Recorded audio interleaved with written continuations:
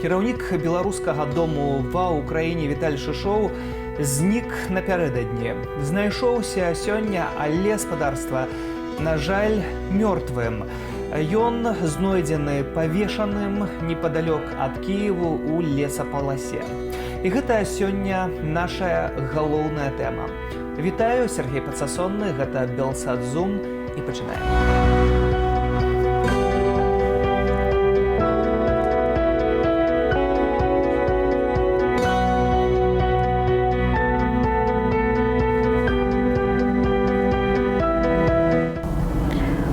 После того, как появилась информация о том, что Виталий пропал, вчера ребята начали поисковые мероприятия. Мы приезжали вчера также на поиски, вечером были здесь.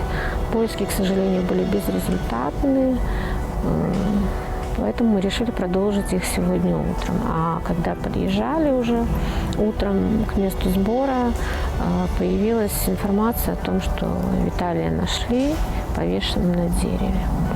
Это значит, что каждый белорус, даже находясь вне дома, находится не в безопасности. У нас нет защиты ни там, ни здесь. Там нас сажают, здесь нас убивают.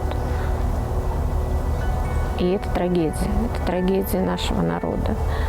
И хотелось бы, конечно, чтобы нас услышали и поддержали, и откликнулись, и защитили.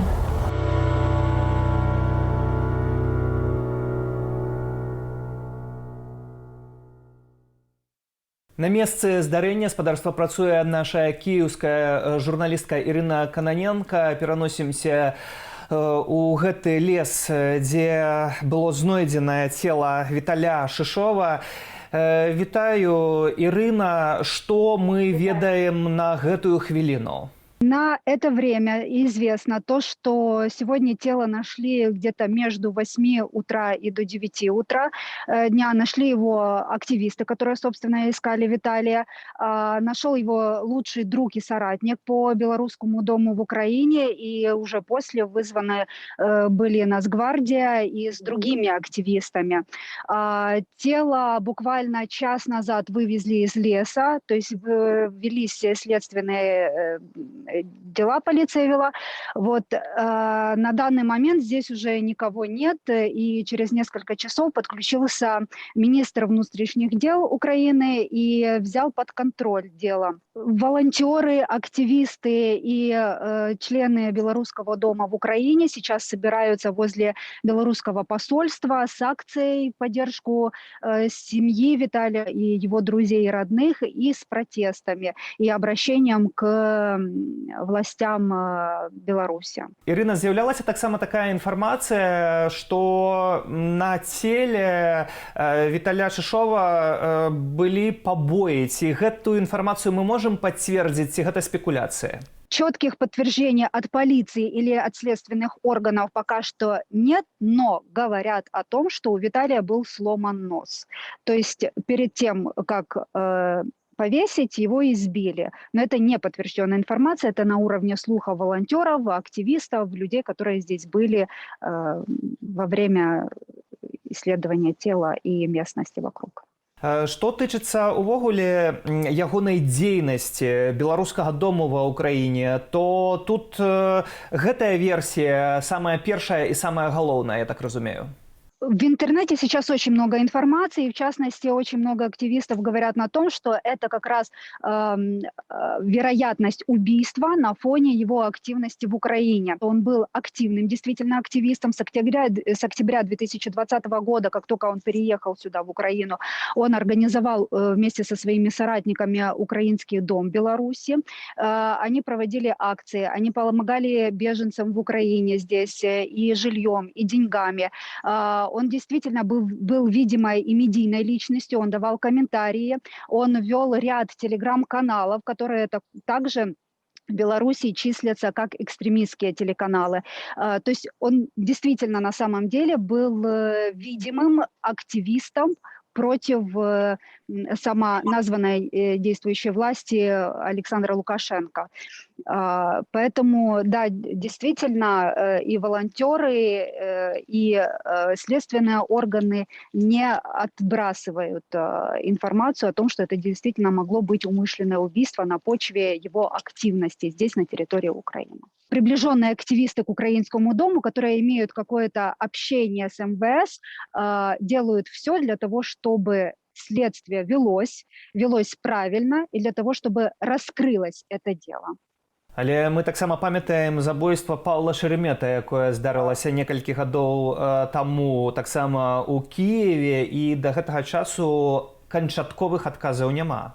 Никто не может гарантировать то, что действительно найдут убийцу, и сейчас можно только предполагать, что в первом варианте, то в варианте Павла Шеремета, к сожалению. Но на данный момент хорошо то, что МВС не отбрасывает версию преднамеренного убийства и открыто криминальное дело уголовное криминальное дело по факту убийства. Не отбрасывают версию убийства по мотивам как раз активизма и активной деятельности здесь Віталія на территории Украины. Дякую, Ірина. Ірина Каноненко з Києву, наша журналістка, яка працює на місці здарення, на місці, де было знойденае цела Віталя Шишова ў Киеве. Дзякуй за гэтую размову, дзякуй за гэтую інфармацыю. З намі на відэасувязі з Киеву спадарства сябар Віталя Шишова Юрый Шчучко. Вітаю вас, спадарэй Юрый. Прыміце абсалютна наше спачуванне. Жахлівая навіна, якая дайшла до нас усіх сёння. І галоўнае пытанне: як вы лічыце, што можа быць першай прычынай таго, што здарылася? Первой причиной того, что случилось, является то, что режим Лукашенко решил наказать всех активных граждан, уехавших, покинувших Беларусь по политическим мотивам. Я вообще лично считаю, что это была политическая казнь. И выглядело и обставлено это было именно как политическая казнь по заказу режима Лукашенко. То есть я вообще думаю, что это напрямую сделали спецслужбы Беларуси. Не знаю, есть там ли след Российской Федерации или нет, но это все было сделано именно как казнь. Почерк нам всем известен. Человека находят в лесу, повешенным. Но, как обычно, у наших спецслужб в последнее время происходит исполнение по делу.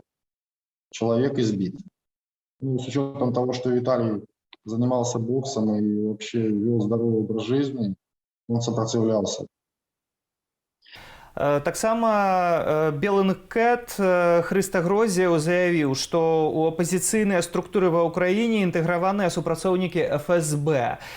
Што б вы адказалі на такую заяву? Ці тут усё ж такі ФСБ магло мець дачыненне да гэтай справы?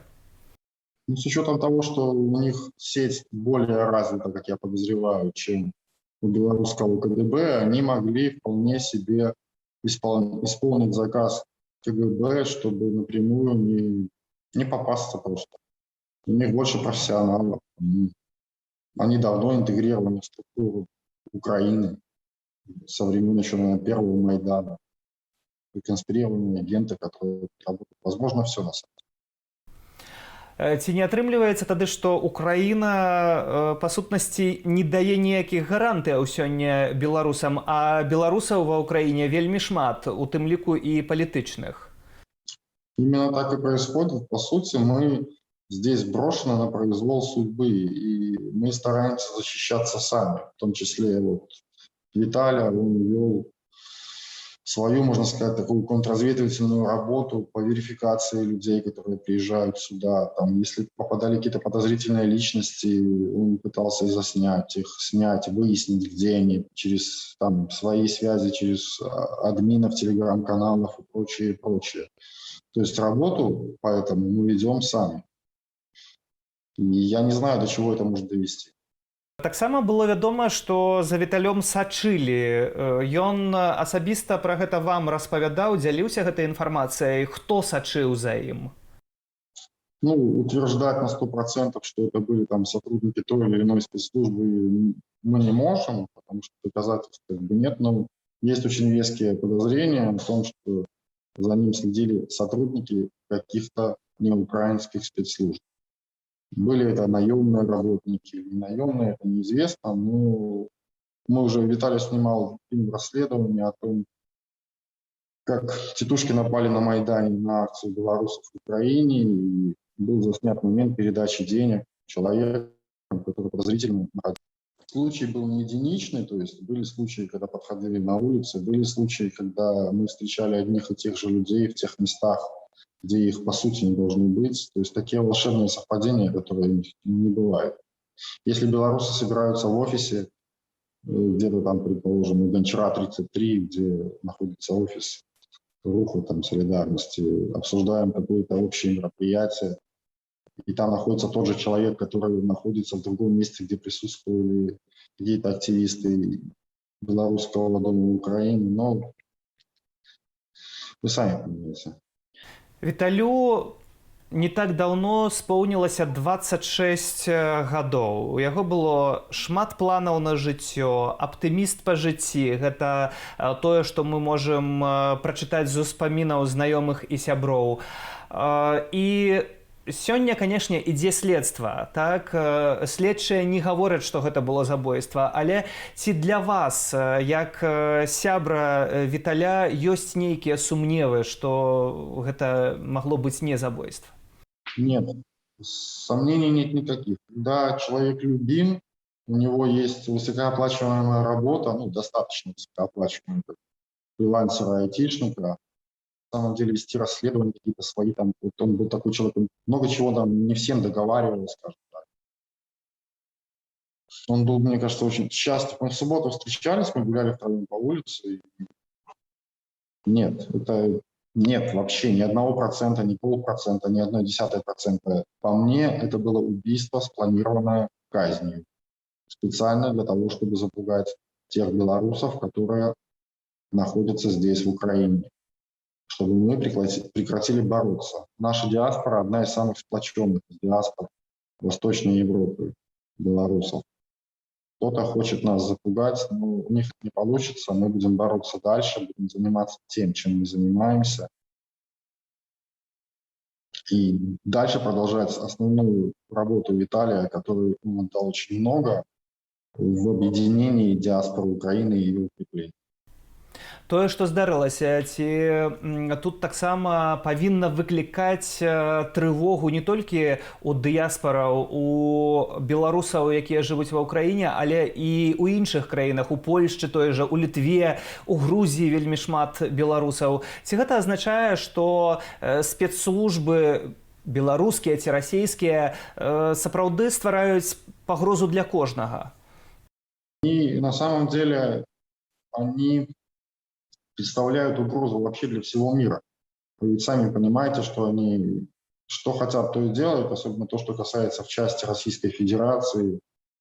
Это страна, которая, кроме как террористической, ее по-другому назвать нельзя. Они делают, что хотят, где хотят и с кем хотят. И пока они не получат того отпора, который они должны получить, в том числе за который вот наш Виталий выступал в наших разговорах, в частных беседах, что Российская Федерация при ее нынешнем режиме, при путинизме, это враг любого свободного государства, которое имеет, скажем так, несчастье быть соседом Российской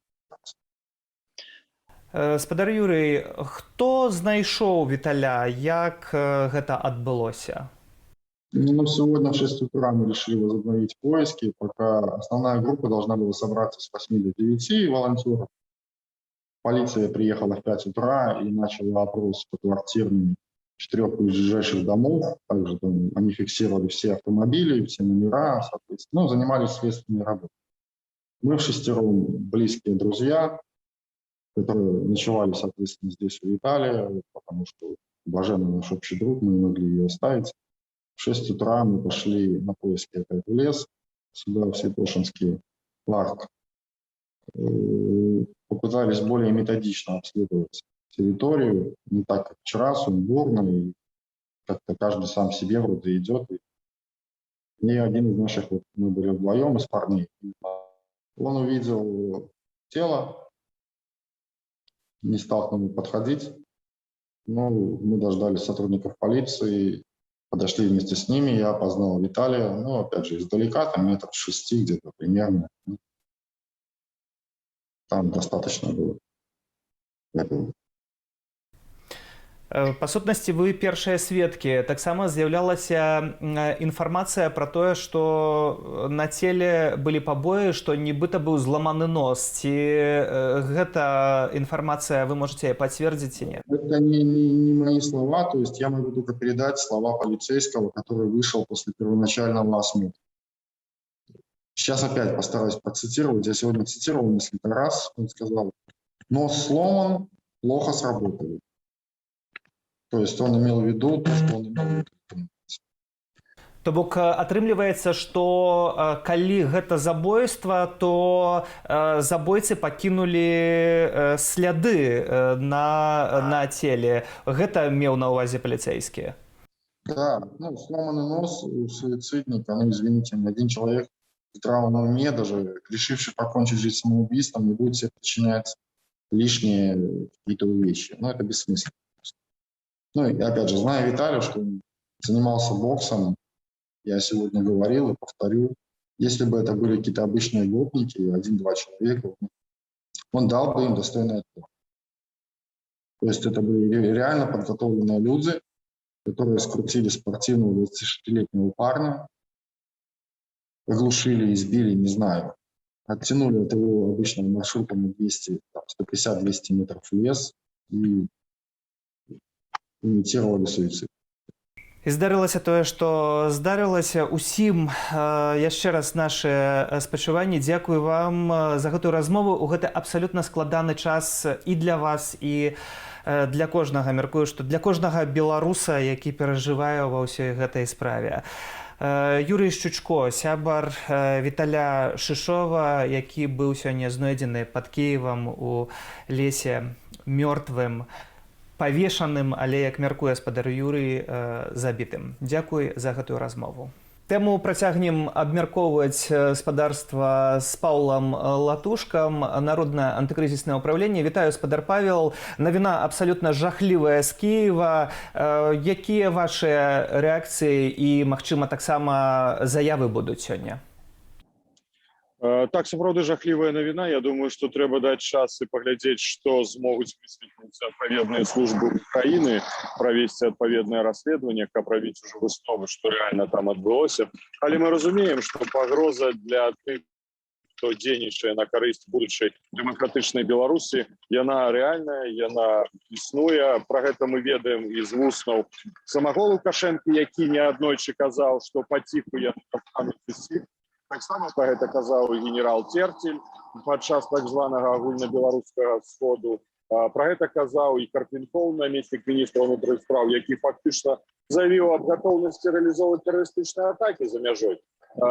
Гэта ўсё інфармацыя паступае апошнімі часамі, апошнім часам яна больш і больш актыўна трапляе ў сродкі масавай інфармацыі, у тым ліку ў сувязі з тым, што адбылося з самалётам Ryanair і Протасевича. Так что пагроза яна рэальна існуе, але гэта ні ў якім разе не павінна. Мы ідзем працу дзеля таго, каб Беларусь была дэмакратычнай краінай, каб ніколі не адбываліся розныя жудасныя рэчы, не гвалтавалася за права, закон, каб гэта галоўным было то, што павінна кіраваць нашай краінай і дзяржавай. Але ці вось гэтая сітуацыя, чарговая сітуацыя пераследу беларусаў у замежжы не азначае, што кожны з нас, па сутнасці, хто знаходзіцца ў эміграцыі і працуе на карысць новай Беларусі, павінен пачувацца ў небяспецы? Небяспека яна рэальная, яна існуе, пра гэта кажуць і адпаведныя структуры, але вы ведаеце, трэба для самого сабе вырашаць, ці ты перапыняеш сваю дзейнасць, ты паддаешся гэтым пагрозам, гэтай небяспецы, альбо, негледзячы на гэта, сціснуўшы зубы, працуеш далей. Калі можаш ажыццяўляць асабіста ці пра дапамозе тых уладаў у краіне, якой ты працуеш, адпаведныя захады для забеспячэння бяспекі, гэта добра, але здавацца ніякім разе не трэба. Бо менавіта на гэта разлічвае сам рэжым. Ён хоча запалохаць усіх тых, хто ў Беларусі робіць гэта штодня, арыштоўваючы, калі выносяцца адпаведныя судовыя рашэнні, людзі ідуць у турму. І тое самае ён хоча зрабіць і па-за межамі з актывам беларускім. Таму мы не павінны здавацца, але кожны, конечно, прымае сваё рашэнне самастойна. Тут навязываць нікому нельга. Гэта мяне не дэматывавуе, калі вы мяне запытаецеся. Зразумела, што пагроза існуе, але няма, каб я не быў матываваны далей. Я буду працягваць сваю працу. Вось гэтая смерць Віталя Шышова ў Кіеве у мяне адразу ўзнікла паралель з Паўлам Шерэметам. Вядома, што гэта розныя справы, але ўсё ж такі Кіеў і ўсё гэта вельмі і вельмі падобна. Ці тут вы таксама бачыце нейкія паралелі?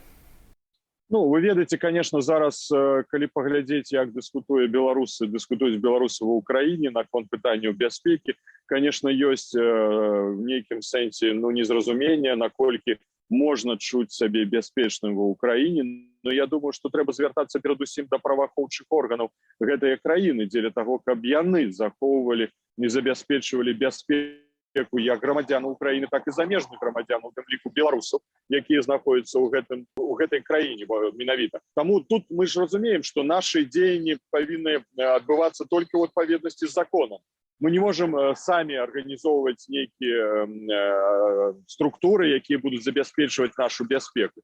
Таму трэба звяртацца да адпаведных праваахоўчых органаў. Ну, конечно, кожны асабіста можа прадпрыняць адпаведныя захады в асабістым плане, ў рамках сваіх контактаў, як адбываюцца сустрэчы, куды чалавек выязджае і гэтак далей. Асабістыя таксама захады павінны быць зроблены. Ну, на жаль, што гэта зноў-такі адбываецца ў краіне. Тут можна зразумець, што Украіна знаходзіцца ў канфлікце. Таксама мы ведаем з адным з суседзяў, чым таксама Лукашенко вельмі такі помслівы чалавек, і калі праводзіць тут нейкія паралелі, то, конечно, яны былі б зацікаўлены паказаць гэта менавіта і на прыкладзе Украіны. Яны робяць гэта на прыкладзе Літвы праз нелегальную міграцыю, не выключна, што гэта можа ажыццяўляцца і ў Украіне, але іншымі метадамі. Што тычыцца вось гэтага расейскага моманту, ці тут такая гіпатэтычная не можа быць жаданне канчаткова пасварыць афіцыйны Менск з Кіевам, і тут справа не беларускіх службаў, а расійскіх спецслужбаў? Я думаю, што мы зараз будзем спекуляваць з вами, ці сапраўды там былі ўмешаны расійскія спецслужбы, беларускія спецслужбы. Яшчэ раз, я хацеў бы, каб сапраўды следчы прокуратура Украіны дала адпаведную ацэнку, што адбылося, чаму гэта адбылося, калі мы будзем спадзявацца, што гэта не будзе чарговай справай, якая пойдзе ў гады і не цяжка будзе знайсці тых, хто здзейсніў гэтае злачынства, калі гэта мела месца в Украіне. Таму я думаю, што трэба абапірацца менавіта на дадзеныя следчых органаў. Што тычыцца канфліктнай сітуацыі і спробаў пасварыць Украіну з Мінскам, ну давайте зразумеем адно, што Лукашенко уже перасварыўся з усімі, яму нават дапамагаць не трэба. Ён робіць гэта сваімі рукамі, па ўласным жаданні, свядома ці несвядома. Я лічу, што абсалютна свядома ён праводзіць гэтую палітыку. Таму, калі трэцяя краіна будзе яму гэтым дапамагаць, хутчэй яна будзе падыгрываць ім. Бо ініцыятыва якраз ад яго ідзе. Ён жа разумее, што ён робіць. Тут яшчэ вельмі важны момант, спадар Павел. Па сутнасці, калі гэта дзейнасць беларускіх службаў на тэрыторыі іншай дзяржавы, тое, што мы маем у дачыненні вось цяпер Украіны, таксама у звязку з мігрантамі нелегальнымі ў Літву, якіх абсалютна відавочна, што гэтым займаюцца службы, якія перапраўляюць іх туды з Беларусі, гэта ўсё прэцэдэнт, які стварае афіцыйны Менск. Ці тут рэакцыя захаду, заходніх краінаў, той жа Украіны, не павінна быць рашучай, хуткай і жорсткай, бо як пакуль мы бачым словы і ацэнкі. Я лічу, што вось менавіта гэтая памылка, якая была зроблена еўрапейскімі партнёрамі, калі яшчэ ў мінулым годзе мы казалі, што менавіта трэба рэагаваць моцна, рэагаваць сістэмна, калі сабраўшыся ў кулак фактычна, і дзеля іх тады гэта магло бы прывесці ў хуткай перспектыве да змены сітуацыі ў Беларусі, а значыцца ліквідацыі першападставу, прычыну, чаму гэта ўсё адбываецца і на мяжы з Літвой, і пагрозы для дзеячоў беларускай апазіцыі за мяжой ці здзяйснення злачынстваў. Все гэта можна было бы, я думаю, прывесці да іншага развіцця сітуацыі, калі ў мінулым годзе Еўрапейскі Саюз сапраўды рухаўся моцна, а не расцягнуў інструменты здзеяння на працяглы час. Калі Еўрапейскі Саюз сапраўды хоча дапамагчы беларускаму народу, бо менавіта беларускі народ вырашае свой лёс, у вырашэнні гэтай сітуацыі, то рэакцыі павінны быць хуткія, моцныя, і толькі тады яны прывядуць у кароткай перспектыве да выніку, да станоўчага выніка, аб чым мы марым усе, каб закон, каб права дзейнічала ў Беларусі, каб не спецслужбы вырашалі лёсы краіны ці лёсы грамадзян краіны. Калі я казаў яшчэ на адным з першых пасяджэнняў Коордынацыйнай рады на прэс-канферэнцыі, калі краінай кіруе КДБ, калі ўсюды, пачынаючы ад тэатра, кожнага прадпрыемства, ёсць адпаведныя супрацоўнікі, якія ажыццяўляюць нагляд за гэтымі структурамі і ўплываюць на дзейнасць гэтай структуры. Мы бачым, што гэта вельмі шырокая сістэма, шырокая сетка, якая выкарыстоўваецца у тым ліку і за мяжой. Так што тут ўсім еўрапейскім структурам ініцыятыва ў рукі, як кажуць. Менавіта яны павінны вырашаць гэта. Мы тут у гасцях, мы не гаспадары, яны павінны вырашаць. І гэта ўжо зусім не толькі справа самых беларусаў, як мы бачым па ўсіх гэтых дзеяннях. Дзякую вам за гэты каментар. Павел Латушка, старшыня Народнага антыкрызіснага ўправлення, быў з намі на сувязі. З намі на сувязі Сергей Навумчык. Вітаю вас, спадар Сергей. Яшчэ будзем абмяркоўваць іншую тэму, але пачнем з галоўнай навіны сённяшняга дня. Знойдзены ў пятлі пад Кіевам Віталь Шышоў, кіраўнік Беларускага дому ва ўкраіне. Абсалютна жахлівыя навіны.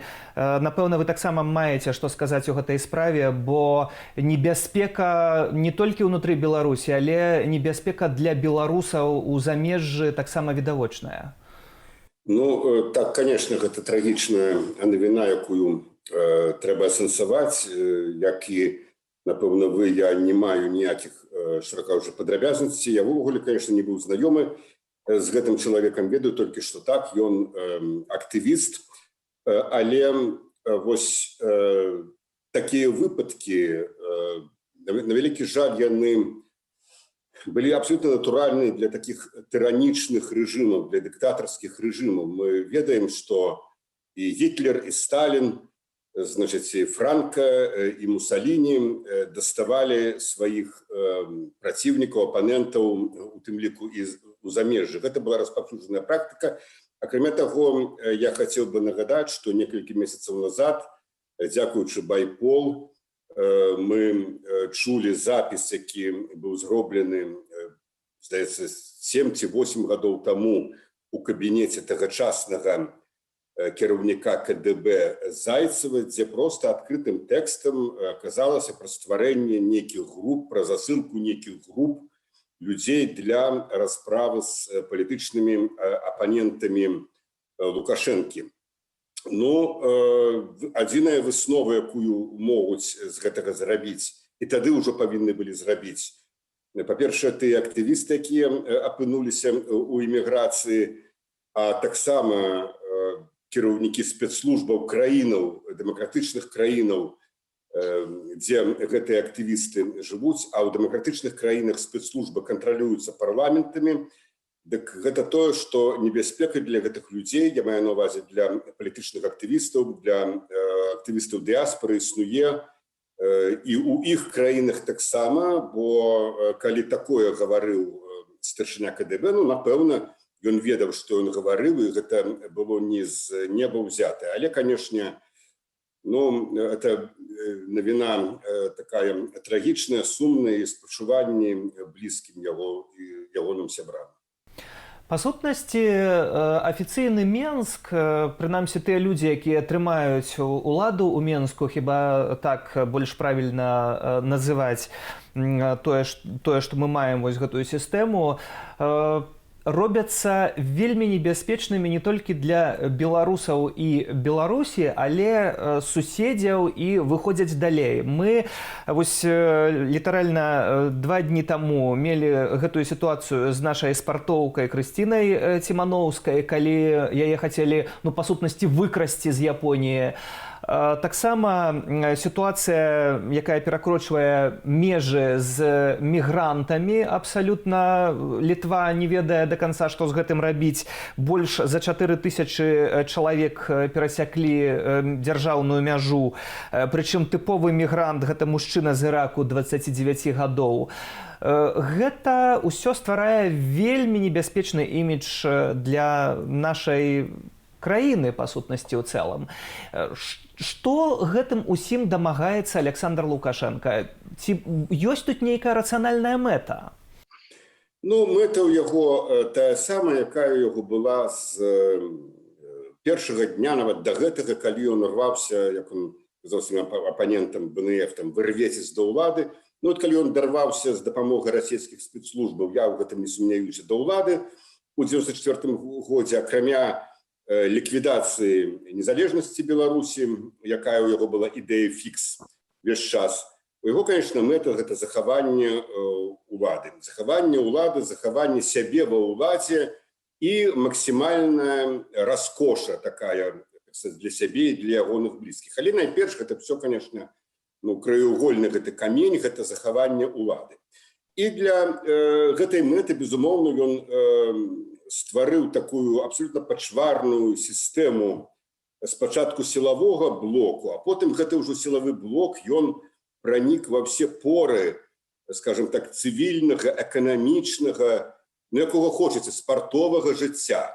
Ну вот вы прыгадалі гэты выпадак з легкаатлеткай Сімановскай. Я паглядзеў сайт Міністэрства спорту і турызму, хто ж яго ўзначальвае. Ну, напрыклад, намеснік міністра спорту і турызму таварыш Партной. Ён скончыў Разанскае дэсантнае вучылішча, камандаваў дэсантнымі рознымі ротамі, ён вайсковец, палкоўнік. Ну і вот быў прызначаны некалькі гадоў таму намеснікам міністра спорта і турызма. Ну, можаце ўявіць себе ступень кампетэнцыі гэтага чалавека, што ў спорце, а гэта спорт, это не ранішняя зарядка там роты альбо прыжкі з парашутам, гэта абсалютна сістэма, якую трэба, якая мае сваю навуку. Турызм гэта таксама вельмі тонкая і делікатная сфера. Турызм немагчымы у той краіне, сапраўдны турызм, якую пабудаваў Лукашенко за гэтыя 27 гадоў. Вось такія партны, яны сядзяць практычна ва ўсіх міністэрствах, ведомствах, на ўсіх колькі-небудзь важных прадпрыемствах. Гэта людзі з пагонамі. Альбо найчасцей з КДБ, альбо былыя вайскоўцы, яны кіруюць па сваім разуменні. Конечно, кіруюцца абсалютна так, каб не просто нават спадабацца там начальству, а каб выконваць вот гэтую галоўную мэту Александра Лукашэнкі. Гэта захаванне яго ва ўладзе. І таму вось все тое, што зараз мы бачым, все тое, што адбываецца, гэта, конечно, і нейтралізацыя палітычных апанентаў, і тое, што мы бачым на беларуска-літоўскай мяжы.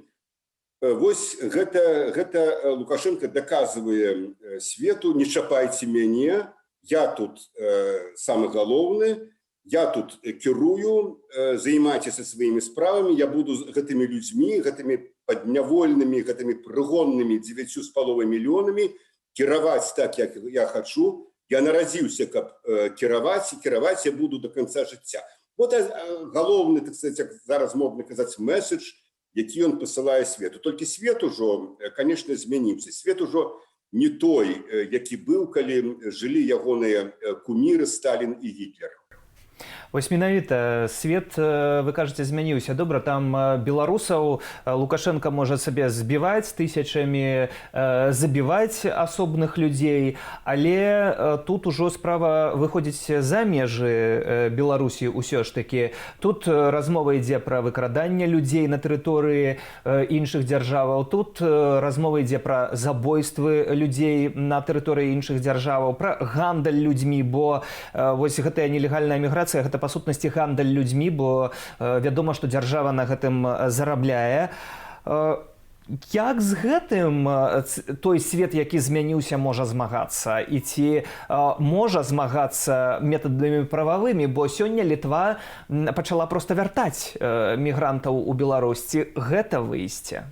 Ну, калі я кажу, свет змяніўся, я маю на ўвазе, што ў света значна больш шырокі дыяпазон магчымасці, значна больш шырокі спектр метадаў уздзеяння вось на такія рэжымы, чым, скажем, гэта было 80 гадоў назад, калі быў Гітлер, калі быў Сталін, калі былі гэтыя рэжымы. Але вот гэтая праблема, як вы акрэслілі, глобальна, она, конечно, застаецца. Вот вельмі свой час слушна яе сфармуляваў Васіль Владимирович Быков. Ён назваў гэта дылемай, такой практычна невырашальнай дылемай таго, што дэмакратыя не можа з антыдэмакратыяй змагацца метадамі антыдэмакратыі. Ну вот, скажем так, нейкімі сілавымі прыёмамі. Вось тыран можа прымяняць сілавыя прыёмы, знішчаць апанентаў, так сказаць, і гэтак далей. А вот дэмакратыя не можа з тыранам гэта рабіць. І гэта, конечно, экзістэнцыйная, як бы сказаў Васіль Владимирович Быков, праблема. Это экзістэнцыйная праблема. Але вот увага ўжо зусім, конечно, іншая, чым была раней. Я просто хочу нагадаць, што вось гэтыя дзеянні Лукашэнкі у дачыненні не да сваіх грамадзянаў, а нават у дачыненні да грамадзянаў іншых краінаў, яны былі фактычна з першых дзён, калі ён быў ва ўладзе. Ну, то з першага года дакладна. Ну, прыгадайце, напрыклад, 95-й год, наступны год пасля абрання Лукашэнкі, калі быў збіты амерыканскі паветраны шар, калі загінулі 2 грамадзяніны США. Я памятаю, як вылез адразу. Вот ведаеце, што цікава? Вот як толькі прыйшоў Лукашенко да ўлады, адразу з усіх шчылін проста, як пацукі, павылазілі вот гэтыя сілавікі, гэтыя людзі ў пагонах, КДБшнікі, якія вось гэтыя 3 светлыя гады беларускай незалежнасці, адраджэння беларускага, так сказать, адносна свабодных гадоў, 91, 2, 3, недзе там яны хаваліся. І вот як гэты Лукашенко прыйшоў, адразу все павылазілі, пачалі кіраваць. Я вот памятаю тады, як збілі шар, з'явіўся на экране намеснік ці сакратар Рады бяспекі Сівакоў, значыць, і пачаў несці нейкую лухту, там абвінавачваць там амерыканцаў, все такое. Ну вот той самы Сівакоў, які потым быў міністрам. І гэтых людзей у пагонах просто стала тысячы і тысячы. Імя імі кажуць легіён. Вот адна з такіх праблемаў Беларусі ў тым, што краінай кіруюць людзі ў пагонах. Людзі ў пагонах не могуць нічога ствараць. Людзі ў пагонах могуць толькі разбураць. Ну, па вялікім рахунку, это іх прафесія. Прафесія вайскоўца ваяваць, это забіваць, знішчаць праціўніка. Ну, так спакон веку было, і, відаць, такая прафесія патрэбна. Але вот ствараць, скажем, адслужыўшы, гэтыя людзі павінны сыходзіць на пенсію, вайскоўцы там, як у Амерыцы ці ў Чэхіі, мець добрую пенсію. Але вот ствараць гэтыя людзі абсалютна нічога не могуць. Як і не могуць нармальна дзейнічаць у палітыцы, скажем, супрацоўнікі спецслужб. У іх абсалютна па-іншаму мазгі пабудаваны. Іх натрэніравалі на тое, каб шукаць нейкія вот такія змовы, супраць чагосьці, значыць, нейкія такія лабірынты абсалютна патаемныя. Яны вот гэтым жывуць. Гэта іх проста, атмасфера. І з гэтай атмасферы, канешне, сучаснаму свету, цывілізаванаму свету вельмі цяжка, безумоўна, змагацца. Вельмі цяжка змагацца, але калі увага будзе прысвечана зараз лукашэнкаўскаму рэжыму зусім не так, як гэта было, скажем, 25 гадоў назад, калі збілі паветраны шар. Нічога. Прычым это цынічна было. Вот моладзь не ведае, я скажу, што калі яны збілі шар, забілі, фактычна загінулі гэтыя 2 грамадзяніна Амерыкі, то потым яшчэ было амерыканскай амбасадзе выставілі чэк у 60, здаецца, $, за тое, што вось паветраны шар парушыў паветраную, памежную прастору Беларусі. Так? Это зусім не была выпадковасць. Это быў цынічны разлік, а мы яшчэ вот так вам зробім. А што вы ў адказ? Ага, вы ў адказ нічога. а тады мы яшчэ вот гэта зробім. Ну, так вот, як дзейнічаюць такія бандыты, гэта вот элементарны іх метад дзеяння. Ну і тут галоўная праблема не толькі ўжо у Лукашенко, а ў цэлай сістэме, якая, па сутнасці, нават пры сыходзе Лукашэнкі патрабуе вельмі сур'ёзных зменаў. Дзякуй вам за гэты каментар. Сергей Навумчык, а у Белсадзуме сёння гаспадарства працаваў Сергей Падсасонны. Да сустрэчы ў эфірах.